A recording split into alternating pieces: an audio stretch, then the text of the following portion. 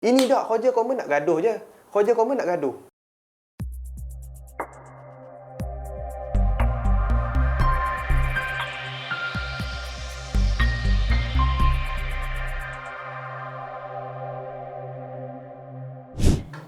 Buku apa yang Tok pegang ni? Ni buku ni menarik. Buku ni A History of Language. Buku Sejarah ni bahasa. sejarah bahasa. Dia terangkan tentang sejarah bagaimana bahasa tu bermula, apakah dia punya perkembangan bahasa dan sebagainya. Daripada dulu sampai sekarang. Bagi Hawen memang penting sebagai bahasa tu adalah satu faktor yang terbesar. Jadi kalau kita ni, masyarakat majmuk lagi, ada Melayu, India dan bangsa-bangsa lain lagi, macam mana kita nak catch dan berinteraksi antara satu sama lain? Jadi kita kena ada satu bahasa khusus, terutama dalam masyarakat majmuk kita ni. Jadi bahasa ni sebenarnya kita kena balik pada asas. Saya suka balik pada asas. Asas kenapa perlunya bahasa ialah untuk komunikasi. Itu kita faham.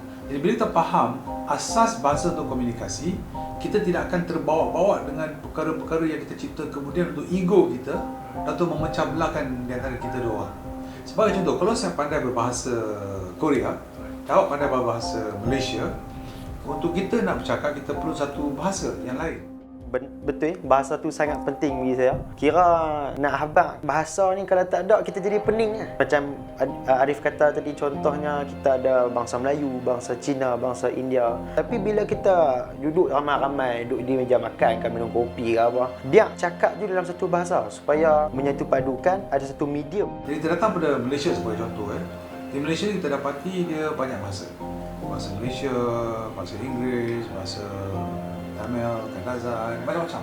Itu belum kira lagi berbagai banyak logat-logat pecahan dan sebagainya. Dan juga logat-logat dalam bahasa, dalam kaum Cina tu sendiri banyak logat tau. Mandarin lah konon, Hokkien lah, Cantonese lah. Dalam kaum Tamil lagi.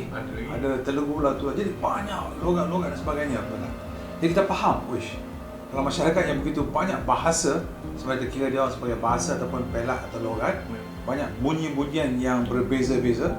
Jadi kita perlu satu bahasa perantara.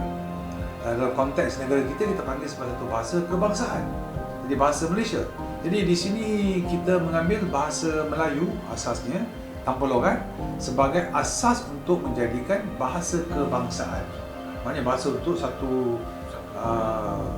satu negara yang dinamakan Malaysia.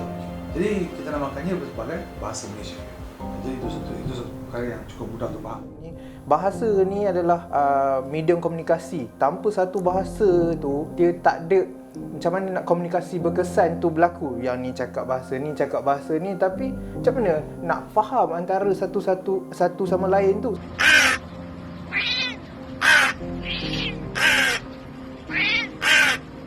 Bahasa adalah medium untuk perpaduan. Betul.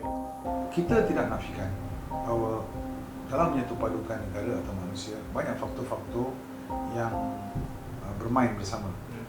Salah satu faktor yang menjadikan perpaduan itu mudah atau membolehkan perpaduan ialah bahasa. Tetapi timbul kekeliruan di negara ini bahawa seolah-olah bahasa sahajalah yang boleh menimbulkan perpaduan. Itu tidak betul. Itu langsung tidak betul. Langsung tidak betul jika kita berfikir bahawa bahasa sahajalah yang boleh menimbulkan perpaduan. Seperti mana yang dikatakan oleh pemuda tadi. Awak nak kata bahasa memang faktor perpaduan, tapi terletak pada orang yang guna bahasa tu. Macam mana komen nak pakai bahasa tu. Cakaplah, you kenapa cakap saya bodoh? Siapa cakap saya dulu? You yang cakap saya dulu. You Saksi saya ada ramai. saksi saya pun ada ramai. Betul kita pergi tanya semua orang. Bulan depan. Saya terakai. Okey, saya terakai bersama awak kalian. Dia kata dalam bahasa tu apakah kau ungkapkan? Adakah bahasa digunakan untuk kata-kata bersatu, kata-kata berpecah, kata-kata benci, kata-kata cinta dan sebagainya. Jadi konteks bahasa tu yang penting. Dan kita lihat daripada dunia, macam kita lihat di Timur Tengah. Timur Tengah rata-rata kebanyakan mereka bercakap dalam bahasa Arab. Dan walaupun bahasa Arab lah bahasa yang dominan di Timur Tengah, kita tahu daripada zaman dulu berkurun-kurun lama sampai sekarang berdekat-dekat masih bergaduh macam-macam peperangan berlaku di situ. Dan begitu juga kalau kita lihat India sebagai contoh, India dan Pakistan perpecahan. Mereka juga lebih kurang sama bahasa tapi tak berlaku satu perpaduan di antara mereka. Dan yang paling aneh sekali kalau kita lihat dari segi bahasa, untuk memecahkan mitos bahawa bahasa saja boleh memastikan perpaduan. Kita lihat pada Korea Selatan dan Utara. Mereka berbahasa Korea tetapi masih berpisah dan keluarga berpisah dan sebagainya. Jadi kita lihat di sini bahasa adalah salah satu faktor yang dapat menyatu padukan. Tidak semestinya bahasa itu boleh menyatu padukan. Yang dapat menyatu padukan manusia ialah manusia itu sendiri. Apa dia punya niat, apa dia punya sikap dan sebagainya. Dan bila kita menjadi bijaksana, bila kita bijaksana, jadi bahasa itulah kita akan menjadi bersatu. Dan kita manusia dah ada beribu-ribu, berkurun-kurun tahun pengalaman untuk bersatu. Memang ada suara-suara untuk memecah belahkan, tetapi suara-suara memecah belahkan bagi saya adalah suara-suara minoriti. Jadi negara saya amnya aman kerana kita manusia secara amannya, secara amnya ada pengalaman untuk bersatu. Itu yang saya sampaikan dari segi bahasa.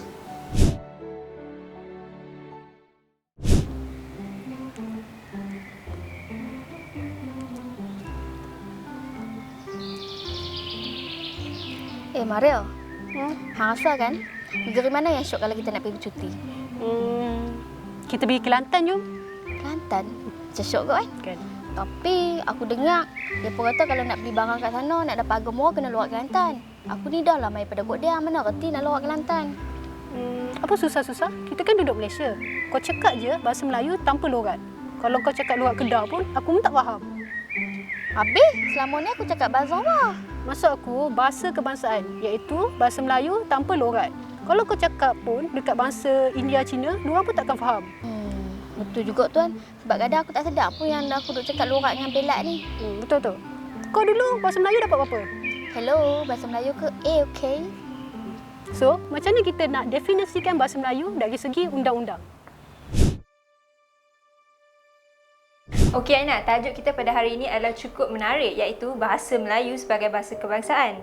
Jadi Aina, dari mananya datang perkataan bahasa kebangsaan dan bahasa Melayu ini? Penggunaan perkataan bahasa kebangsaan ini Nas datangnya dari Perlembagaan Persekutuan yang kita boleh rujuk kepada perkara 152 Pasal 1 Perlembagaan Persekutuan di mana telah dinyatakan bahawa bahasa kebangsaan ialah bahasa Melayu dan hendaklah di dalam tulisan yang diperuntukkan melalui undang-undang oleh Parlimen dengan syarat bahawa A. Tiada seorang pun boleh dilarang atau dihalang daripada menggunakan selain bagi maksud rasmi atau daripada mengajarkan atau belajar apa-apa bahasa lain dan B. Tiada apa-apa jua dalam pasal ini boleh menjejaskan hak kerajaan persekutuan atau hak mana-mana kerajaan negeri untuk memelihara dan meneruskan penggunaan dan pengajian. Dari sudut perundangan pula Nas, maksud perkataan bahasa Melayu pula belum pernah lagi ditarikkan di dalam mana-mana undang bertulis. Hanya perkataan Melayu sahaja ditarikkan di dalam Perlembagaan Persekutuan Malaysia. Oh Aina, tentang pentakrifan perkataan Melayu, ini memang ada di dalam Perlembagaan Persekutuan Malaysia. Kita boleh rujuk perkara 160 Perlembagaan Persekutuan di mana perkataan Melayu telah didefinisikan sebagai 1. Seseorang yang lahir di tanah Melayu sebelum kemerdekaan. 2. Mempraktikkan ajaran Islam dan adab Melayu. 3. Berkomunikasi menggunakan bahasa Melayu.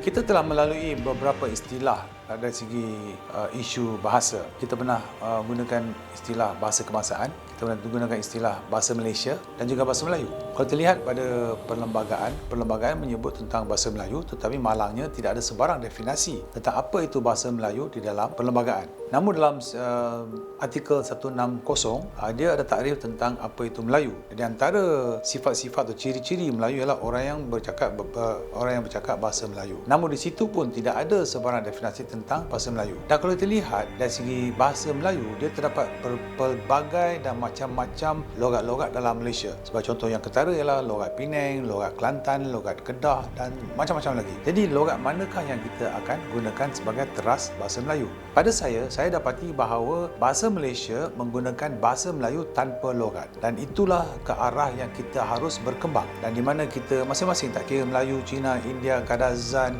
Dusun, Bengali dan sebagainya, semua kita cuba cakap bahasa Malaysia yang sebaik mungkin tanpa logat mana-mana pun, sama logat Kelantan ke logat India ke logat Cina dan sebagainya. Itu satu usaha yang kita cuba jadikan supaya kita dapat satu bahasa Malaysia yang kita sama-sama boleh gunakan. Itu satu isu.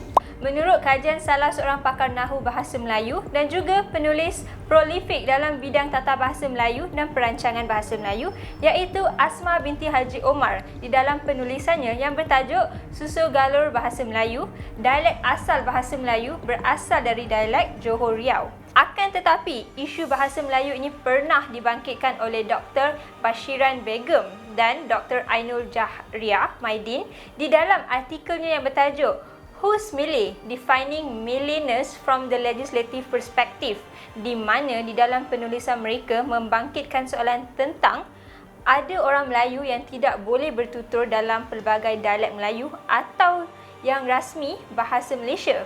Adakah orang ini masih boleh dianggap orang Melayu? Sekiranya kita mentafsirkan peruntukan tersebut, maka orang tersebut tidak lagi menjadi orang Melayu di bawah Perlembagaan Persekutuan. Dalam peringkat mahkamah pula, masih belum ada lagi hakim-hakim tidak kira di Mahkamah Persekutuan atau selainnya yang membincangkan dan menakrifkan perkataan bahasa Melayu dalam Perlembagaan Malaysia.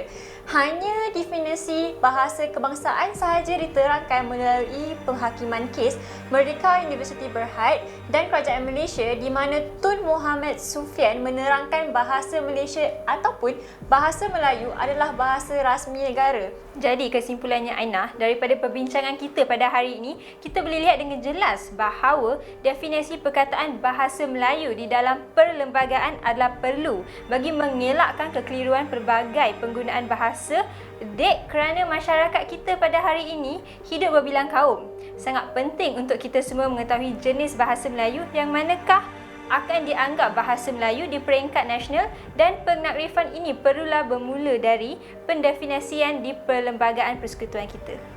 Saya berharap kita sebagai rakyat Malaysia menuju ke hadapan dan melihat kepada isu bahasa Malaysia sebagai bahasa untuk memperkayakannya dan untuk sama-sama kita bangga sebagai satu bahasa yang rakyat Malaysia mencipta untuk kegunaan bersama, untuk perpaduan, untuk ilmu dan sebagainya. Dan paling penting sekali, berhentilah dan janganlah mempolitikkan bahasa Malaysia lagi. Kami mewakili Rapera ingin menggalakkan orang awam untuk berfikir dan menjadi rakyat yang beresan.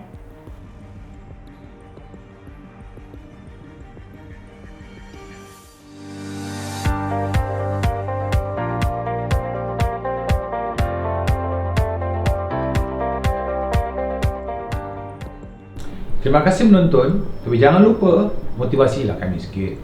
Like, share dan subscribe.